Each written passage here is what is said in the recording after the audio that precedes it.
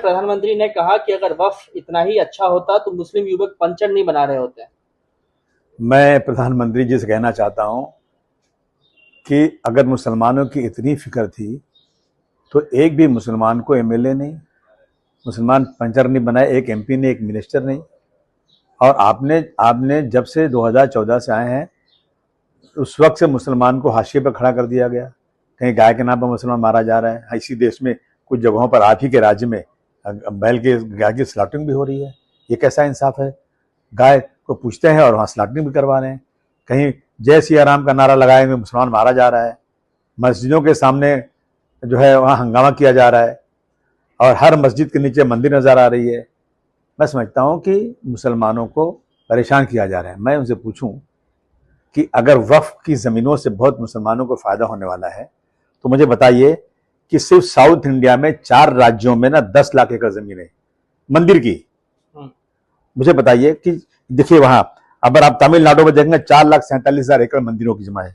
आंध्रा में 4,65,000 एकड़ ज़मीन, तेलंगाना में 87,000 एकड़, तिरुपति मंदिर की 723, सब मिलाकर सिर्फ 4 राज्यों में 10 लाख एकड़ ज़मीन मंदिरों की है। तो अगर मैं 28 में 4 निकाल दूं 24 राज्यों में कितनी जमीन है पहले बता दीजिए। और इन मंदिरों की जमीनों से हमारे हिंदू भाइयों को क्या फायदा आज तक हुआ है? क्या कितने इन मंदिरों की जमीनों की वजह से कितने हिंदू भाई आज जो है गरीबी रेखा से ऊंचे आ गए? ये बता दीजिए। आप मुसलमानों की फिक्र इतनी कर रहे हैं। मैं समझता हूं कि ये जानबूझ करके मुसलमानों की जमीनें हड़पने का और कुछ नहीं। प्रधानमंत्री तो ये कह रहे हैं कि वक्फ संशोधन कानून इसलिए लाया गया क्योंकि कई जो मुस्लिम विधवा थी उनकी ये मांग थी कि हमें प्रताड़ित किया जा रहा है, इस वजह से हमेशा अमीर मुसलमान को इससे फायदा हुआ है। नहीं तो मैं पूछ रहा हूं ना कि गरीब हिंदू भाइयों को इस जमीन से जो 10 लाख एकड़ सिर्फ 4 राज्यों में है, मुझे गिनती बता दिए कितने हिंदू भाइयों को फायदा हुआ है? सिर्फ 4 राज्यों में 10 लाख एकड़, बाकी 24 राज्यों को जोड़ेंगे तो कितने लाख एकड़ को आप सोच लीजिए कितने हिंदू भाई फायदा हुआ है? मुसलमानों को इतना आपका परेशान है? इरादे खंजर के नेक तो हो नहीं सकते। जितनी स्कीमें ला रहे हैं वो सब मुसलमानों के खिलाफ ही ला रहे हैं। मेहुल चौकसी को बेल्जियम में अरेस्ट किया गया है और आदमी साहब बहुत ही जल्द प्रत्यार्पण की कोशिश जो है वो तेज है। बिल्कुल लाना ही चाहिए। जितने लोग हैं जब भी यहां से कोई जाता है, हमारी ट्रीटी जिन जिन मुल्कों से है उनको तुरंत लाना चाहिए। जिनसे ट्रीटी नहीं वहां ट्रीट करके लाना चाहिए।